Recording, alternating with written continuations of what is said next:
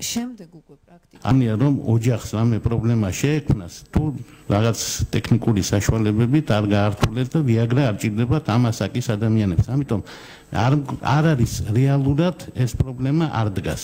პრეზერვატივთან დაკავშირებით მინდა ვთქვა, კი მესმის რომ ძალიან სერიოზული საკითხია, მაგრამ პრეზერვატივს გააჩნია, მას შეიძლება ჰქონდეს არა დაცვითი, არამედ სიამოვნების მიღების საშუალებაც, თუ იგი გართულებული არის გარკვეული ტექნიკური საშუალება. არ იგულისხმება არც მხატვრული ლიტერატურა და არც საერთო პროფილის გაზეთები და ჟურნალები გასაგებია. ახლა ჩვენ ზაზა ბურჭულაძეს ვერ აგზავნებთ ამ კანონით მაგალითად.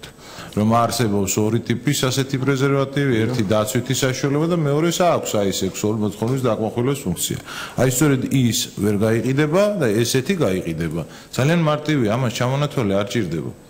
და აქედან გამომდინარე ზოგადი ფორმულირებების შემოტანა, რომლის განმარტება სასამართლოს მიერ მოხდება საბოლოო ჯამში, ეს ჩვეულებრივი პრაქტიკაა კანონისტის. ანუ თუ დავა წარმოიქმნა, სწავლენ სასამართლოს. მე ზოგადად რთულად მეჩვენება ესეთი ხასიათის პროდუქციის ჩამონათვალის განსაზღვრა, ამიტომ ზოგადად პრობლემურად მიმაჩნია ამ ნორმის მიღება, თუმცა მარტო სამართლებრივი კუთხით რო შევხედოთ, თუ საჭიროდ ჩავთვლით ესეთ რეგულაციას, ალბათ უნდა იყოს, რომ კანონმა განსაზღვროს და მავნეზე მოქმედების შესახებ კანონი ალბათ ყველაზე სწორი მისამართი არის ამ ასეთი ნორმისთვის, განსაზღვროს რომელიმე სამინისტროს მართლა, მაგალითად სპორტის და ახალგაზრდობის სამინისტროსთვის უფლებამოსილება რომ დაადგინოს ესეთ ჩამონათვალი.